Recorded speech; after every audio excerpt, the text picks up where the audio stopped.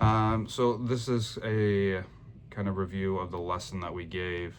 Um, so really the objective of the lesson that we gave was Tyler has a tendency to hit pretty down on the golf ball, which works okay with his irons and his wedges, but he gets in some trouble with the driver, and that's really where he's expressed some frustration. And Tyler doesn't express frustration with words, but you can see it in his actions or his reactions.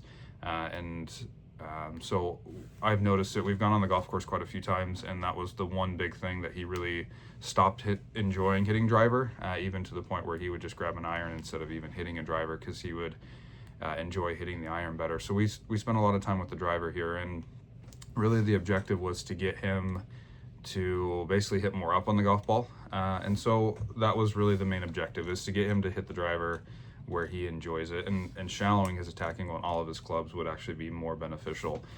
This ended up being a day where he was really willing to work on it. One thing I've learned with Tyler is training aids that are visual, or what we call with him as challenges. We like to talk about, hey, let's create a challenge and let's see if we can overcome that challenge.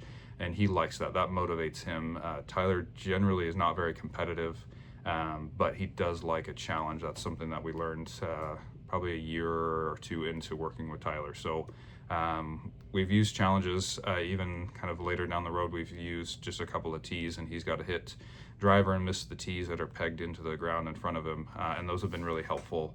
And so that's what we really focus on with Tyler, is getting him challenge-based objectives to help him make those changes.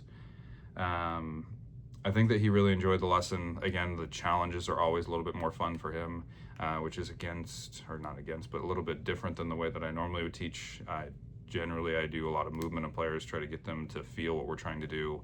And that's the style that I usually teach. That is not very effective with Tyler. He doesn't tend to focus well enough or pay enough attention to really enjoy it. So we do a lot of challenges. And so that's really grown my teaching, just to look at a different way to be effective in that golf lesson for him.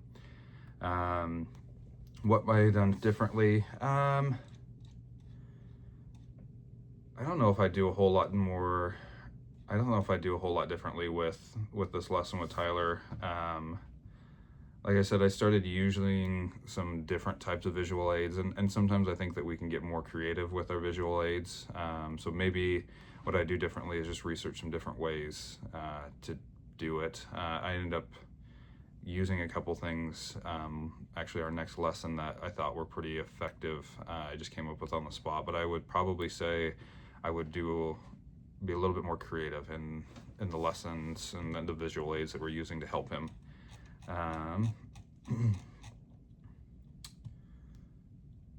Were my objectives for the lessons met? Yeah, the objective for the lesson was to shallow the golf swing, and I think we did that. We started getting the driver up in the air, hitting it really well, and the fun thing about Tyler is when he hits one good, he gets really excited, and I think that's one of the more pure ways to play golf. I think that's really fun to watch. You don't see that a lot, especially from males, and so to see him hit a golf ball and get really excited, I think that's really rewarding for me, and I think really fun to watch it be rewarding for him. I don't think I met any unexpected challenges in this lesson. I think it was pretty typical for him. We had our ups and downs. When he was ready to take a mental break because he's been working too hard, we usually talk about something. Tyler really enjoys games like Minecraft, or he likes to talk about his new cat, Clark Kent, so we talk about that.